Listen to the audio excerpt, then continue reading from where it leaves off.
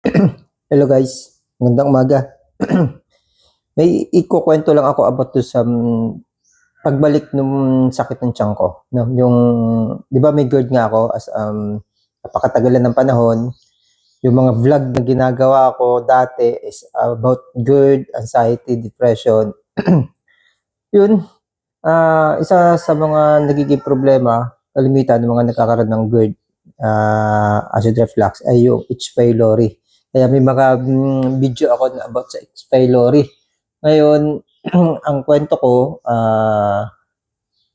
uminom nga ako ng gamot kasi nga bumalik yung sakit ng tiyan at acid reflux. Nagpalit ako ng gamot, iniinom ko dati yung Gasmutin, tapos parang hindi ano, parang may nararamdaman akong mas parang mas anong tawag dun, hindi nawawala, parang nagtutuloy-tuloy lang. Kaya nag-decide ako na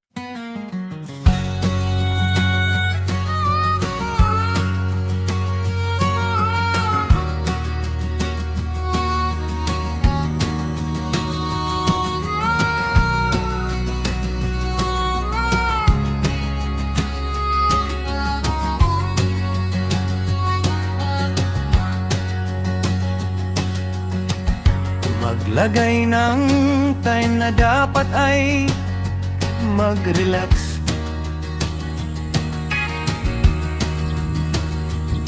Ipahingang katawang lupa na nang hihina sa lahat ng gawain sa realidad na buhay.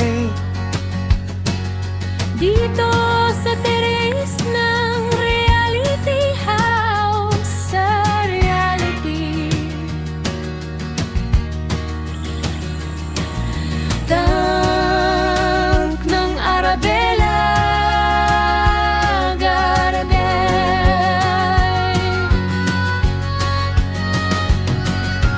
Magpahinga na gusto ko, talagang enjoy ako lagi at hindi ko pagpapalit.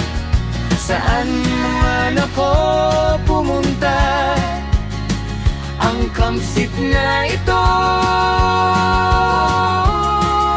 taging babalik.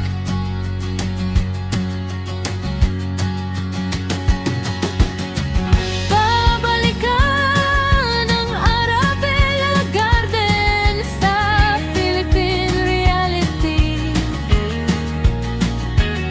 Sa pagtanda ko, kapiling ang mahal kong asawa. Dito ang aming pahinga.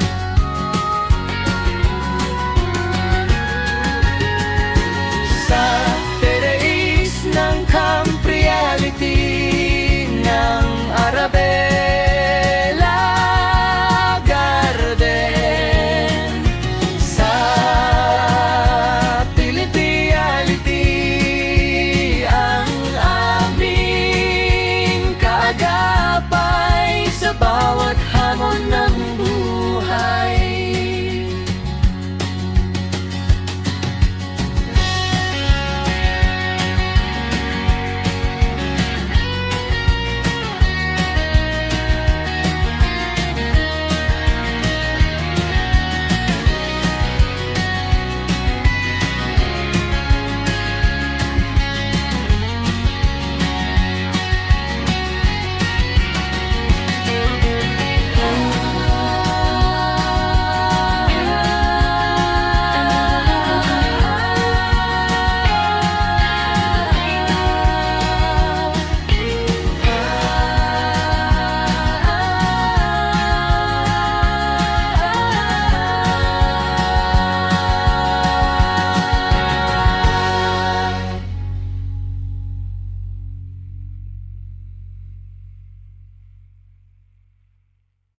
baguhin yung gamot. Yung Gasmutin kasi yun ay isang reseta sa akin ng doktor dati. Pagkatapos nung gamot na iniinom ko dati na omeprazole, kasi yung omeprazole may hindi ako gustong nararanasan na. Siguro nagkaroon na ng sa akin, bad reaction. Maganda yung gamot na yon. Dati kong ginagamit yon. Okay sa akin yon, nagpapagaling sa akin yon. Pero yung mga last time, may not good effect sa akin. Kaya nag-demand ako sa doktor at pinalitan niya ng Gasmutin. Actually, before pa, may pinapainom sa akin gamot yung yung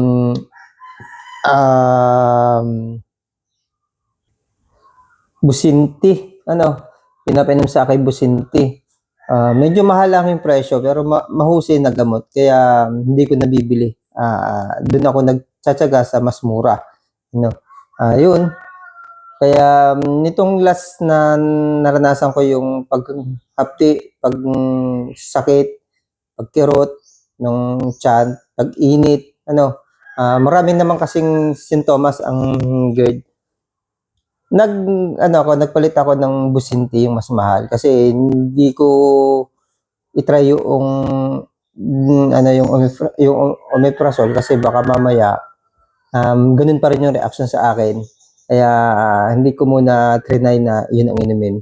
Yun, medyo mahal pero yun, naka 10 days na akong umiinom. Kasi 2 weeks naman kalimitan na pag-inom ng gamot. Minsan nga lampas sa 2 weeks eh. Ganyan kahirap ang GERD. Hindi yan katulad ng ibang sakit na kapag uminom ko ng gamot, mga lang, mawawala na. Yan. Ang tangi namang solusyon talaga sa GERD, palakasin mo yung immune system mo, bawasin mo yung mga ginagawa mo, kinakain mo, ang lifestyle. Yan ang problema ng may sakit na GERD. Tapos, nakaraang gabi, hanggang kagabi, sumakit ulit. Habang patuloy naman ako umiinom ng gamot. Kaya kagabi, medyo mas masakit. Pumipilipit ako sa sakit. Talagang grabe. Yan, naisipan ko na laboratory ako ng dugo para sa H. pylori. Ayan. Dito pumapasok yung usapang H. pylori. Dahil 2 beses akong na-detect na may H. pylori. Yung nararanasan kong ito, ganito yung nararanasan ng may H. pylori. Kaya yun, nag-decide ako ng Pero dati, ang test na ginagawa sa akin, endoscopy. Medyo mahal ang endoscopy kasi yung endoscopy, kung wala kang PhilHealth, abuti ng 30,000. Samantalang ang sa blood chem, pag blood test, hindi ba blood chem, blood test, kapag blood test, doon kinuha, doon tinas yung H. pylori, 600 dito sa amin. Pero sa awa ng Diyos, negative naman. Negative yung H. pylori ko. Nasaan na yung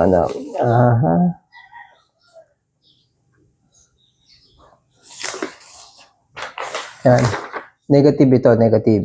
Ibig sabihin, hindi bakterya. Ano ba yung H. pylori? Isang uri yun ng bakterya na kung sumisira sa lining ng ating stomach. At nauuwi ito kapag hindi natin ito chinek, hindi natin ito ginamot, hindi natin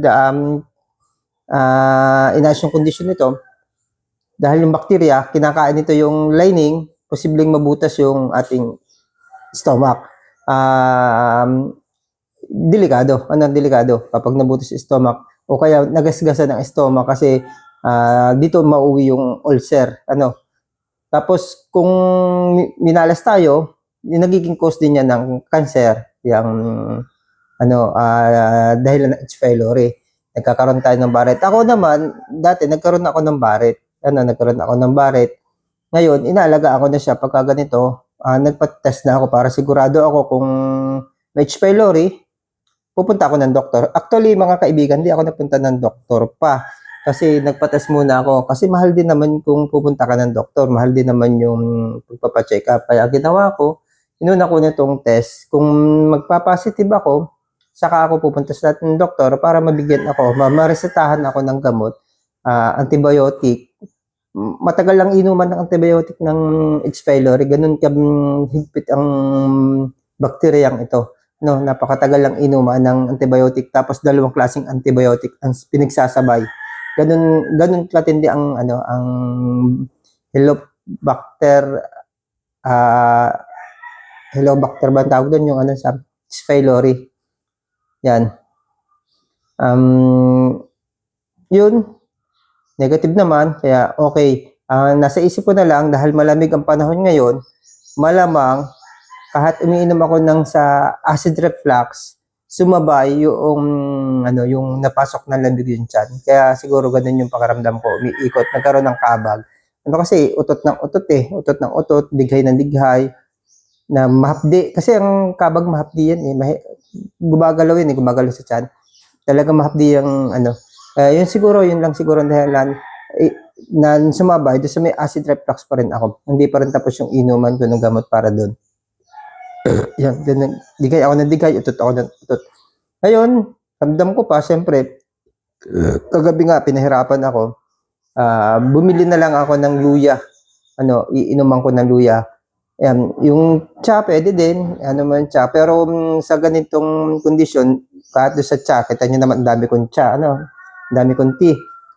Ang pag-inom niya kapag may acid reflux kayo, reminder baka mamaya gayanin nyo yung ginagawa ko tapos hindi nyo alam na ang style ko pala sa pag-inom kung bakit hindi umaatake kapag uminom ako ng tea, yung acid reflux, hindi nyo alam, pala nyo, naglagay lang, uminom ako. Dinadamihan ko po ang tubig, pinatatabang ko po yung, mahalaga po kasi yung, dahil lang benepisyo ng tea sa katawan natin kasi yan po ay dahon ng mga halaman. Madaming benepisyo po yan. Kaya patuloy kong ginagawa hanggang sa kinasanayan ko na. Yan yung ginagawa kong parang kape para sa akin. Saka kung iinom po kayo ng tea, reminder din ulit, kapag katatapos kayong kumain, dahil po meron kayong acid reflux, pwede po maging trigger ito. Yan. Reminder po yun sa akin na ako po patuloy at hanggang ngayon ginagawa ko. Yung wag din masyadong strong. May acid reflux din po tayo, yung salabat. Ang salabat po, wag po kayo bibili ng instant na salabat. Kailangan po yung luya talaga kayo magluluto. Kasi yung instant po, yung iba po may magic. May magic na sa halip na makakabuti sa inyo, lalo kayong mapapahamak.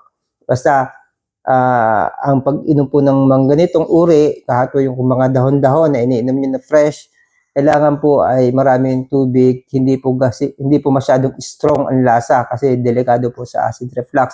Maglalabas po kayo ng acid, papahirapan kayo. Yan lang po.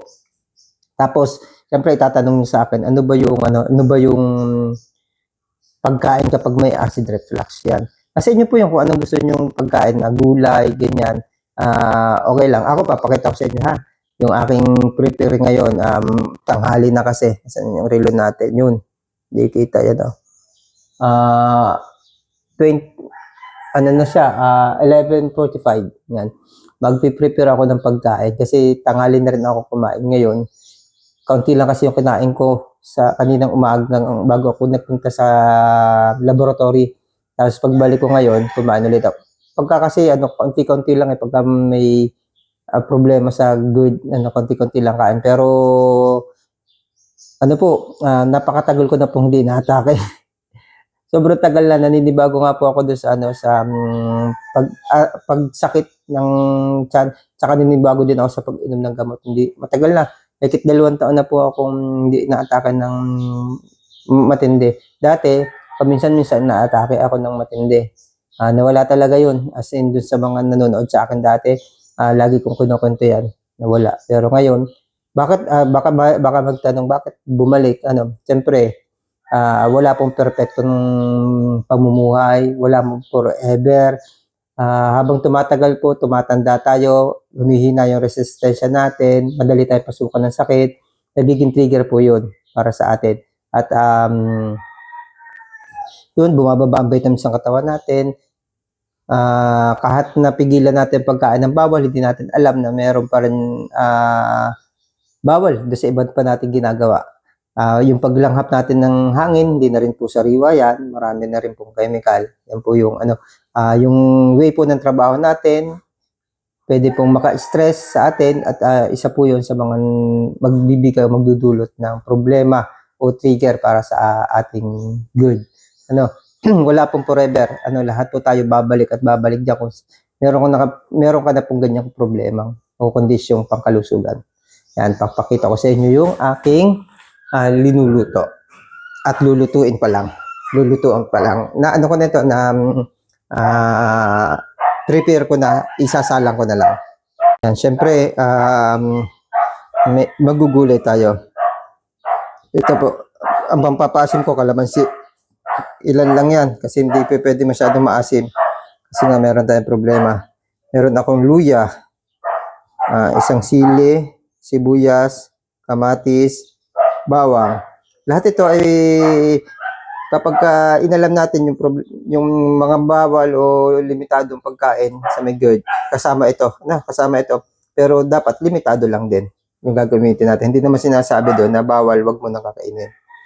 Ito, meron tayong sitaw na ginayat na. Itong sitaw na ito, itatabi natin yan. Ginayat na, meron tayong okra. Yan. Tapos dito naman, meron tayong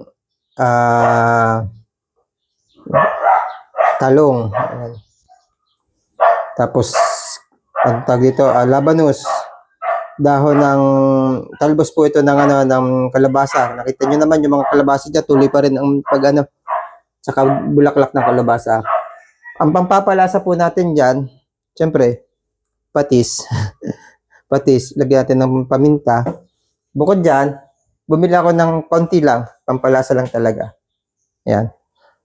Ulo po ng isda, sagisihin, tsaka yung buntot, yung para siya magsilbing laman. Mahal kasi ang isda. Gulay na lang tayo, sa gulay tayo babawi. Dapat lalagyan ko ng ng puno ng malunggay. Oh. Lalagyan ko sana ng malunggay, pero okay na to, ang dami na. Siguro susunod na pagluluto na lang ulit, doon tayo maglalagay ng malunggay. Yun, mga kaibigan, sige po. Ipiprepare ko ito, iluluto ko ito at siyempre, yan po yung pwedeng pagkain ng mga tao na may sakit. Kasi inyo po kung anong klaseng gulay, basta kung ang pampalasa nyo po ay masyadong strong kapag ordinaryong araw, pag wala kayong sakit, bawasan nyo po ng kaunti. Kailangan po ay hindi maging trigger para sa inyo, sa inyong sakit. Dahil lahat po, kahit po good benefits ang mga gulay, may bad effect po ito sa atin kapag nasobrahan. Kailangan i-mild lang natin, huwag masyadong strong.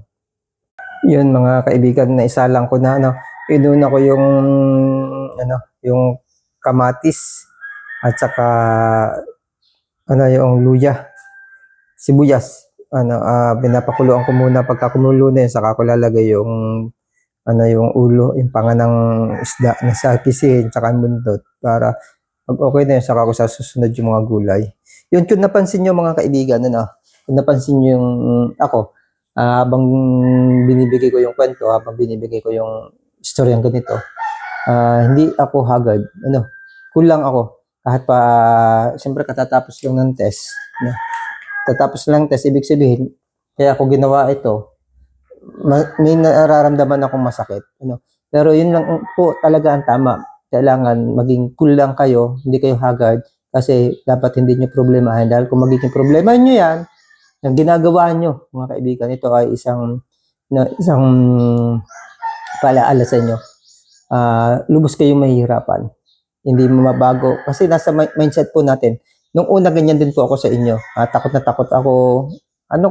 Lalo pong mas mahirap. Kasi ang utak po ng tao, yan po yung lubos na nagbibigay ng higit na problema pang kalusugan. Yan. Isipin nyo nga yung mga nawawala sa sarili.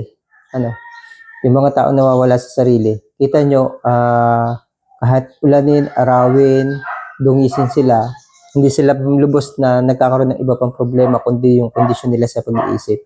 Dahil hindi nila nagiging problema yun, wala silang pakialam doon.